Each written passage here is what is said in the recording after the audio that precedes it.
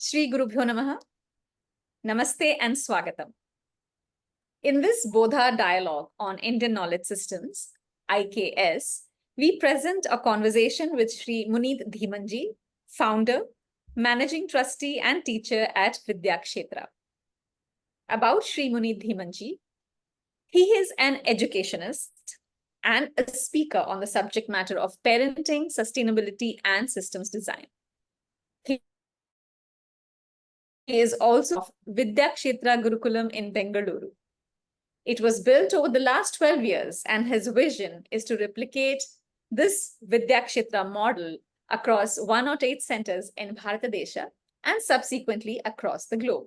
His passion is in being with the students, teaching them science, civilizational studies, itihasa, and Bharatiya dṛṣṭi, as also in building a Bharatiya socio-economic educational model. He heads the Acharya Nirmana program for Punaruthana Vidyapitha, a 5-year teacher training program for the Gurukulam method of education. He holds an engineering degree in computer science from Delhi Technical University, DTU, and has worked with the IT industry for more than 15 years, during which he has held various managemental roles, including heading continental Europe for a large R&D services company. About Vidyakshetra Gurukulam, it works on reclaiming and re-establishing the lost education model of Bharatadesha, making it relevant to today's context, which propounds new age thinking, yet does not encourage materialism, which inspires our children to learn, observe, and absorb Bharatiya Samskriti. This Bharatiya model of education is built on principles such as Samagrata, Samanvaya, Karma, Rina, and the Panchakoshatmika Vikas. The idea is that education must equip our future generations to be a part of the solution and not be a part of the problem. But unfortunately, what we see in society today is just the opposite. So let us learn more from Muneet ji on how to solve this pressing issue and about his vision for Vidyakshetra, and also on how it is shaping our children today in the Bharatiya way. Namaste, Muneet ji, Swagatam. Namaste. Inviting me, the organization Brihat is very dear to me, and I'm very happy to be part of this program. We had to have you, Muneet ji. You are one of the pioneers in the work that you're doing. We had Smriti ji from Anadi Gurukulam. We had Suryanarayana Garu from Sri Kameshwari Foundation. And we wanted to have you sometime back, but we are finally having you here. So very happy about that. Muneet ji, what gave you the inspiration to start with Vidyakshetra? How did it all begin, and what was the seed thought, the trigger, and why education, given your background, is very different? Oh, I was very inspired to be the head of the organization where I was working, and which took me to Europe. I was for many years in Munich, in Germany. And in 2006, I happened to read Bhagavad Gita for the first time. And that, I think, I would say, marked the complete shift in my perspective. I could figure out that, something I would like to do, what I haven't done until then. And that question led me to another, and then finally it evolved that education is the line where I would like to spend remaining part of my life. Also in 2008, I visited an old age home in Munich. And that was a very, very, sometimes you see today, many people have visited old age home and would have seen. It might not look something very strange or very startling, but sometimes I feel that, a very simple thing also hits you very deep.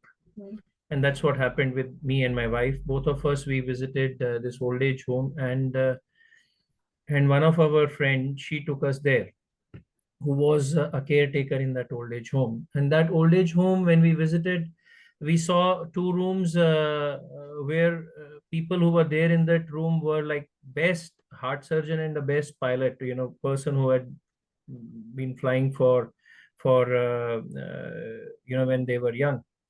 So these rooms where we visited, people were maybe in their 80s, and the loneliness, issue was very deep. What we observed, where the person who was the heart surgeon gave some amount, or promised to give some more amount to the friend who took us there, provided she spent some more time talking to him.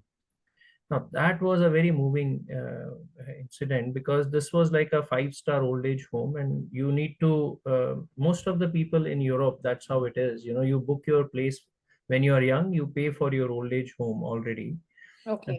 and you book for your space, because you Wow. know that when you are old, very unlikely that you will have anybody else taking care of you. That's the culture.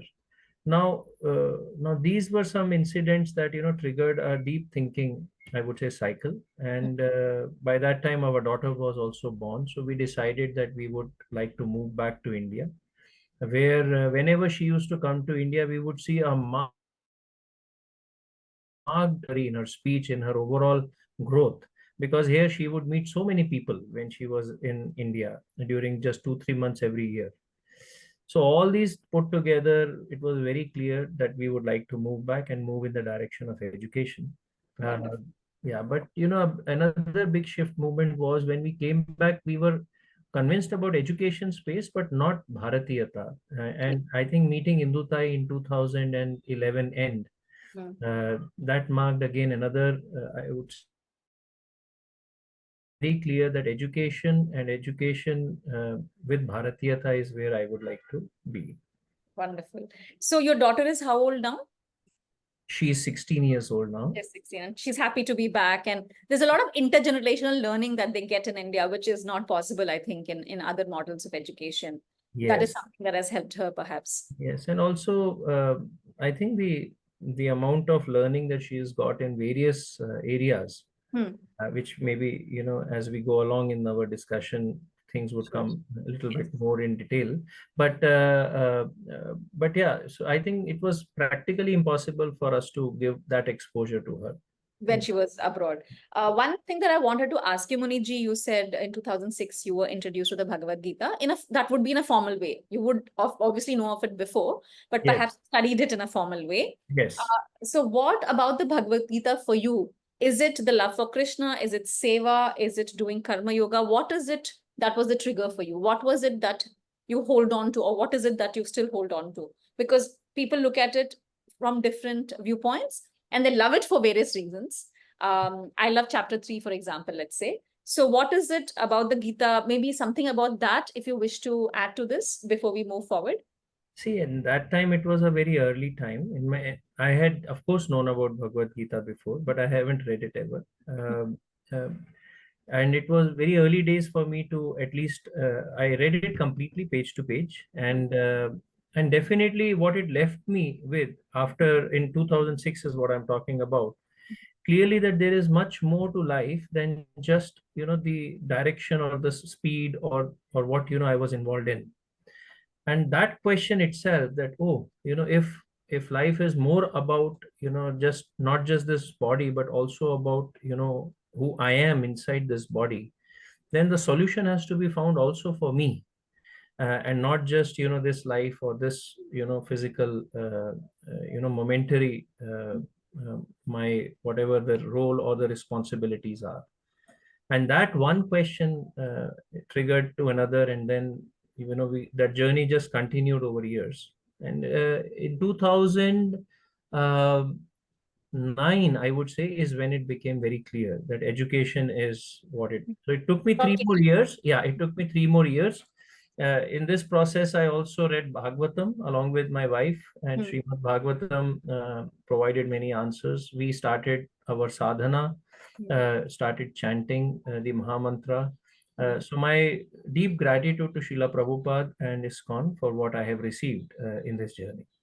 So Yeah. there's been an adhyatmic journey, and that is very important to sustain something like this, I would think, to make a Absolutely. big change coming from Munich back to India, or to change the whole stream of your whole profession, get the family to agree. Your daughter, she has to undergo the same thing.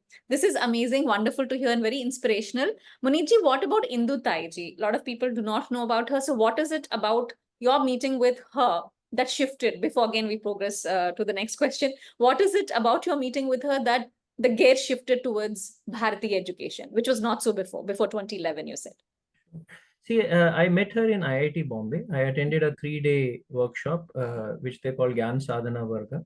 And when I met her, it's not just about meeting her, but when you go through the content, what she speaks about, then the thing starts getting connected inside. And that integrated view is very, very important. That integrated view, if we don't have, and that is the strength of Bharat. See, if we understand how the Western lenses are, they are not very integrated because it just speaks about the external aspects, whereas the Iha and the Para, or the external and the internal, gets very beautifully integrated when we talk about Bharatiya Jivan dṛṣṭi. And I think that was the crux of my, interaction with Tai. That clarity came to you at that, when you absolutely went to that interacting with her, listening to her, reading the content that has been generated by Punarutthan Vidyapeeth.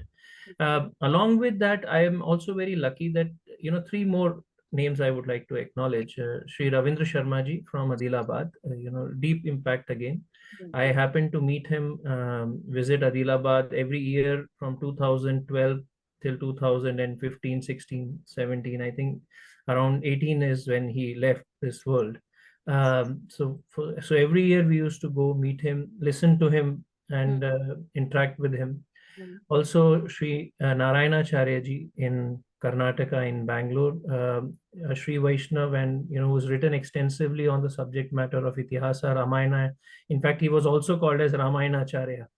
And I would say, to some extent, though I haven't yet, even scratched the surface, Sri Aurobindo's work.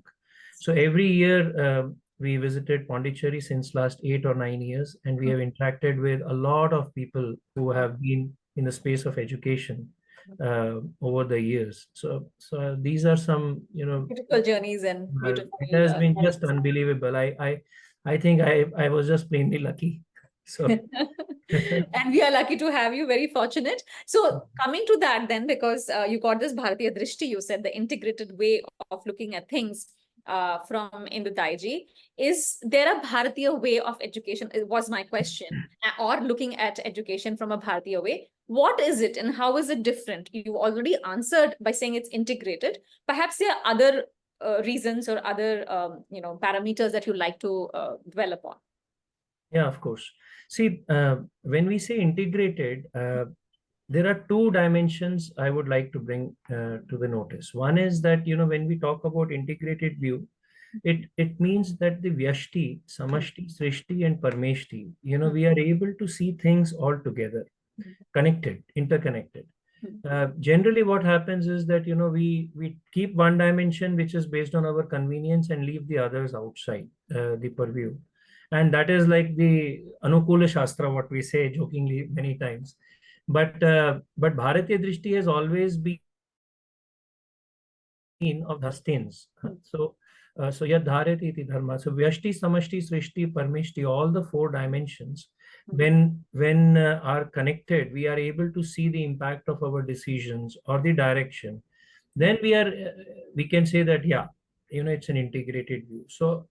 So the Bharatiya way of education or integrated way is where our lesson plans, our methodology, our environment is able to see these 4 in integrated way. The other important point is where Vyavahar and Parmarth also stay together. See what happens where if we take some example of clothing, we have kept the Vyavahara, but we have left the Parmartha part. And it's generally the trend of the world, because West doesn't understand the dimension of Parmartha. Yes. It understands the direction of materialism, which is matter. So anything related to matter, they want to exploit it to the maximum level. And we are following the West. We are following that Western methodology of lifestyle. And that is what is leading us in this direction again. And it's no doubt that, we will have those old age homes, we will have the same exploitation, we will have environmental issues, health issues, relationship issues that the West is grappling with over years.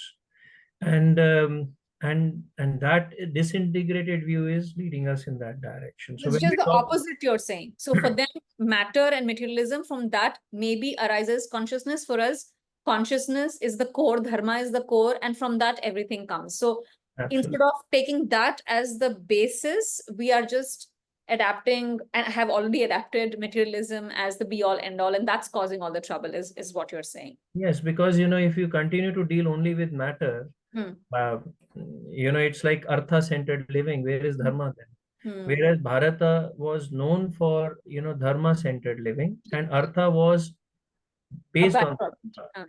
Yeah, so artha which is not based on dharma is anartha, Hmm. and it leads to problems, because anarth will lead to problems, and that is what we are facing across our interactions. When we say environment, Hmm. this year has been just Example of that. disaster. Yes. Yeah, Hyderabad especially has been hotter than ever, colder than ever. We had our winter warm clothes out in winter, which was unheard of. yeah. Very And Delhi 52 degrees, yes. Bangalore 49 degrees. Also, water, we don't have. Even today, Hmm. more than half of Bangalore is living on, tanker water. So Wow. where are we leading our lives? Which direction are we going? Yes. So it's a wake up, I would say, situation for all of us. And given those principles that you've talked about, Vesti, Samashti, Srishti, Parameshti, would you say these are your pedagogical principles that you've employed in Vidyakshetra, or are there any other, or how do you integrate it? Could you give us an example of, let's say, one, take physics or math or any other subject, and how do you integrate? What are the pedagogical principles? How do you follow through in Vidyakshetra? Sure, I will go there. Can I just take a minute or two again, just to elaborate a little bit Please. more on these four, so that we understand also how important the Bharatiya way of looking at things Ji. is.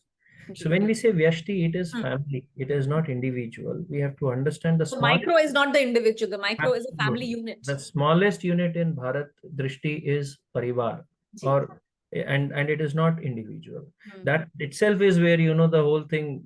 We missed the bus there. Yeah, we missed the bus there, because Right. the whole Western view is individual. It Hmm. starts from individuality, whereas it starts from family or parivar in Bharatiya Drishti. Samashti is Samaj, Srishti is our environment creation, Hmm. and Parmeshti is Bhagwan. So when we are able to see all these four dimensions together, it brings a very beautiful view or drishti for what our rishis were known for. And based on this drishti, when we are talking about working with the students, that is what is basically panchakoshatmika vikas all about. So that is a very important pedagogical framework that Bharat always had for thousands of years. In Shankaracharya has spoken about it.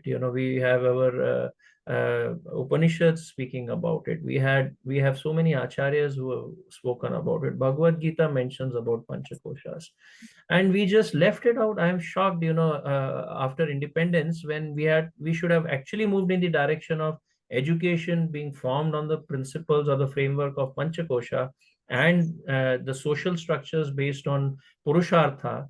We actually didn't consider both of these frameworks for neither for the society as a social framework, and nor for the education as the educational framework.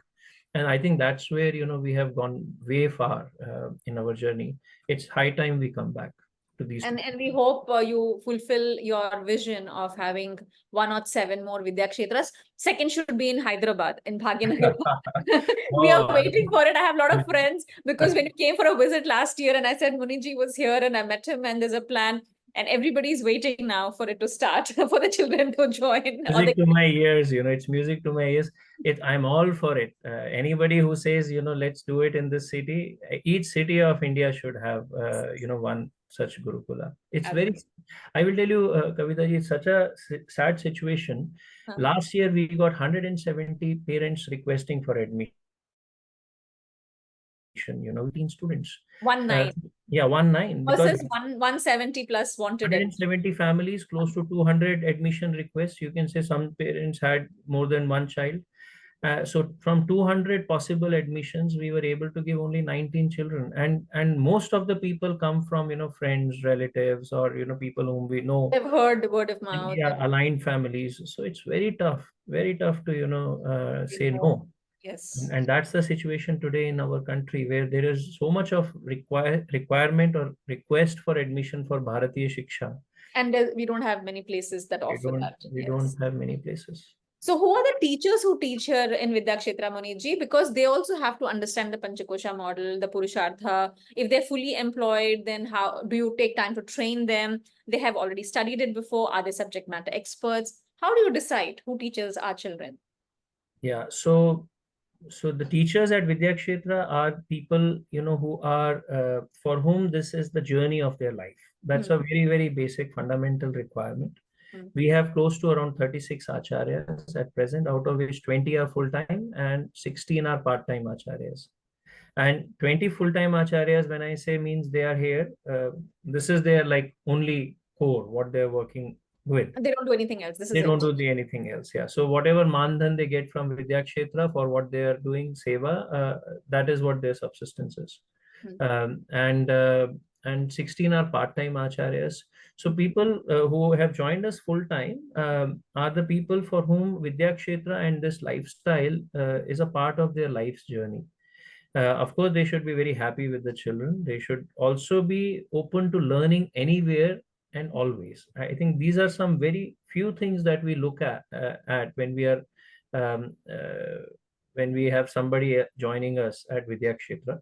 It always happens through an introduction. So we have never recruited based on a resume. No so interviews and no resumes, nothing like that. Interviews, I would say it's a different form. So we have a method where we say that whoever is joining, you start coming to Vidyakshetra, start observing the classes, start spending time with us, pick up some seva, start rendering some seva. So in some months, we get to know you and you get to know us a little better. Maybe one or two exceptions would have been there out of 36, but everyone has joined us in this manner. So just to take some examples, we have somebody who was vice president in an IT company. He quit. Somebody who has worked for 20 years in a finance or financial IT background and then quit. Somebody was in French company. Somebody's in MBA. Somebody has taught in college and quit college and then joined, Vidyakshetra and teaching. So people have come from all various backgrounds who are part of this environment today. And it's good for the children also, because there is a Bharatiya way and that they're learning. Also, the experiences, the combined experiences, different gamut of experiences of the people who are teaching the acharyas also helps the students in various ways, I think. Are they all, do they stay there, or they like day scholar, they come and go? Like No, it's see, Vidyakshetra, when we talk about Gurukulas, see, Bharat had, as Dharampalji mentions, more than 5 lakh education institutions 200 years ago. And most of those educational institutions actually were not residential institutions. See, Britishers did one very smart thing, and if we study how the whole education system transitioned in Bharat, we will understand that they didn't actually directly change our education system. They first introduced an alternative economic model to our country, and that economic model was completely laid out. That's what they came here for. That was laid out in they earning indiscriminately from India, and based on that, whether it's railways, whether it's factories, whether it is what all business they did of extracting resources from our country and taking them to UK. For that they needed people, and for that and to get those people who will do the clerical job, who will do the workers job, or who will work in these factories or in railways and in various spaces, then they created an education system and linked that education system with their economic model, starved our education system systematically by heavy taxation, so that people are not able to fund or support the Gurukulas, took the kings away, the funds that used to come from kings and princely states. So this was the whole systemic or a very planned and a strategic methodology through which our education system was broken down. Right So, after Industrial Revolution. So this happened yeah, because they have these absolutely, factories, they want assembly line, production of clerks and others, and break it absolutely. down and Yeah. started from A there. lot of need for workers and clerks and Yes. administrative support. So Yes. they were at any given time, they were around 50,000 people in India, Britishers. And so how were they running the whole country, which was of 35, 40 crores? It was all through our people only. And that was produced by this education system which they introduced, which is completely based on, a multiplication model or replication model of, people who can work, and, who don't question. So that is the system that they made. Now our responsibility is to bring back our education models. And by God's grace, we still have at least some Vedic Gurukulas alive, Yes. because the economic relationship of those Vedic Gurukulas still exist. So a student who can study from Vedic Gurukulas can become a Purohit or an Acharya. At least those two options are still alive. And hence, the Vedic Gurukulas in some manner, Capacity is still around. yeah, Yes. in some manner, though significantly reduced, Yes. are still alive. But all our day Gurukulas, which were focusing on Vidyas or, different topics, different Kalas. subjects, Kalas, Yes. all of them, became very, very disintegrated and destroyed over a period of time. Somehow, some people have carried on as Guru Shishya Parampara in, music line, or maybe little bit in Ayurvedic line. Yeah, Dance, Ayurveda line. martial arts, few Yeah, things, a few little areas. bit martial arts, which also Britishers tried to kill Yes. completely. Now Kalari, in some sense, is still alive. But Yes. I would say it's not even a single-digit% of what it was. Correct. You Because know, they banned Kalari at some point, right? They banned the martial arts. Yes. Absolutely. So what Vidyakshetra is doing is, we want to bring back our day Gurukula model. And because 27 crore of India's children are going to day schools, and we don't have an alternative model, which is Bharatiya model for them. And even if 1% of those children immediately want to join Bharatiya Shiksha model, it's a huge number which will take us another 20 years to reach there. So True that. we are so much behind in this whole journey of changing our education model back to Bharatiya model in our And I country. hope people who are watching this, if there's anybody interested, will get in touch with Muneet, because there are 107 more Vidyakshetra to be built and run in this Bharatiya Dharma dṛṣṭi manner. So how does it translate on the ground, this idealism, Muneet, in a school, for example? How do you teach this to the young children? What dṛṣṭi, the idealism, the concepts you explained so beautifully, how does it translate as education on the ground? See, it's different age group, different aspects, Kavita ji. So for a 5-year-old or a younger child, it is always by observation and imitation. So what the adults are doing, how things are laid out, are they listening? Are they listening in environment Sanskrit shlokas? Are they listening Bharatiya Shastriya Immersion. Sangeet? Absolutely. So what is the type of clothes they are wearing? Where are they sitting? How are the acharyas with them? So for a 5 and a younger, which is Shishu Avastha, it's always by observation and imitation. When we talk about Bal Avastha, which is 6 to 12 years, then we move into experiential elements. So children learn things by doing. And that is why, at Vidyakshetra, we have more than 24 subjects that children learn. It's our curriculum, which is laid out like that. So which is divided into Iccha, Kriya, and Jnana. So when we talk about the Iccha Shakti, students, they do agriculture every day. They Go to the build farm house. every day. They plant or do farming or Every day there is 1 hour of agriculture for every child. wow. So either they are with They cows, have to do this. or they are with agriculture in their agricultural fields, or they are cleaning or setting up the whole campus, and that happens through rotation. Some children are constant in agriculture. They throughout the year do So they agriculture. like that, so they continue that. It's not about liking, it's about the need, what. So Vidyakshetra Acharyas and parents decide for children the plan. The liking and disliking of children is important, but it comes secondary to the first important. And these fields are close to the your Vidyakshetra Gurukula. So the fields are adjacent or part of it. So we have close to a half-acre field, which is absolutely in front of where we are, our campus. And then there are some smaller spaces which we have identified where we are. We are lucky to be in a very green area, which is facing a large 250-acre forest in front of us. So we have smaller spaces where younger children, they grow some vegetables on regular basis, and then we have a large, when I say it's close to half an acre, where the older children also grow some grains and some vegetables which require a little bit more of investment and involvement of the time. Yeah. So yeah, so I was just telling, so this is the agriculture happens every day. Then there is handlooms at Vidyakshetra. So today we have 3 handlooms. Last year we made close to 1,000-meter cloth. And today, if there is so much need or demand for it, that it's waitlisted, so many people want it. From Vidyakshetra, okay. Yeah, because somebody knows that if we are getting it from Vidyakshetra, it is handmade, it is naturally dyed, and there are no chemicals used. So it is that sort of assurance when people get, they are very satisfied.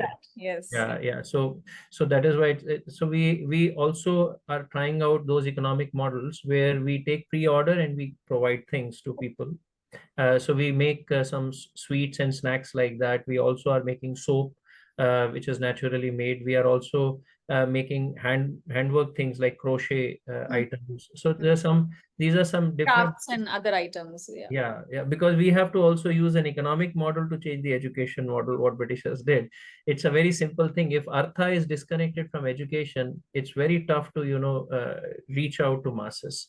So children will easily take to our education model, Bharatiya education model, if they see that they can stand on their own feet, which is a very basic requirement. Logical thing, yeah, common sense. So Iccha आप कह रहे थे, Iccha, Jnana, Kriya, different area. Yeah, so Kriya में कृषि है, Kriya में handlooms है, Kriya में construction है. So every year, 1 month, we build eco-friendly natural material houses. Then we have handwork. Somewhere else, the houses are built in another village for somebody else, or is it for your own? Our own need is very big because we are growing, and we need more classrooms. We need more labs. We need now we have just recently constructed a whole training center because we had last year more than 1,000 visitors at Vidyakshetra, and there's a lot of requests we are seeing for training and getting to know this type of an education model. So we recently constructed a training center. Similarly, Goshala got constructed last year, and our handloom center. So every year we are constructing something with students. Yeah. So in a growing place like this, I think that's a great learning experience for students. And then there is pottery and carpentry. So we have a professional potter. So all these vidyas, when I'm talking about, are taught by professionals who are living on these vidyas. So our weaving unit is run and managed and the teacher who is there is actually a weaver from generations. He comes from weaving Khyati, Khyati, which became Jati over a period of time. But so he's very proud that he is able to give whatever he has learned, because he proudly tells that I saw my grandfather weave a sari between 2 trees, on a thread which is tied between 2 trees. So that from there he has 20 power looms of his, but he has left it to his sons, and he says, I am going to Vidyakshetra to teach handloom to new generation. So he's transferring his knowledge in this manner. So transferring his knowledge. Yeah. Similarly, pottery and carpentry students are learning at Vidyakshetra. So these are 7 activities which students learn of hand. Similarly, for Iccha Shakti, they are learning vocal Sangeet, which is Hindustani Shastriya Sangeet, tabla, flute. They are learning Bharatnatyam. They are learning theater and painting. So these are 6 kalas that students learn, again in Guru Shishya Parampara, all based on Bharatiya dṛṣṭi. These kalas are taught. Then for the Jnana part, now, of course, both these Kriya and Iccha are also not devoid of Jnana, but by nature, if we talk about predominantly, they are more focused on the Kriya part and the Iccha part. So when we say the Jnana Shakti part, we have built a curriculum of Itihasa, we have built a curriculum around Bhugol, We have built a curriculum about Vijnana and Ganita, where more than 250 experiments are done with students to bring all the experiential learning to them in physics, chemistry, and biology. And while the curriculum is contemporary to a large extent, the methodology is completely Bharatiya, the whole pedagogical method that we use. So when I talk about Balavastha, to answer, coming back to the point that you asked, so the Balavastha, the learning for children should happen by doing things, and that is how they should learn. Yeah, once they have grown food, they will not waste food. Once they have made cloth, they will not indiscriminately buy cloth. Once they have worked on subjects where a lot of focus is needed, that's how they develop focus. Once they have worked in activities which requires a month's time to prepare, that's how they develop patience. So these qualities which are inherently needed for their spiritual journey, their inside journey, are built through doing rather and not by telling.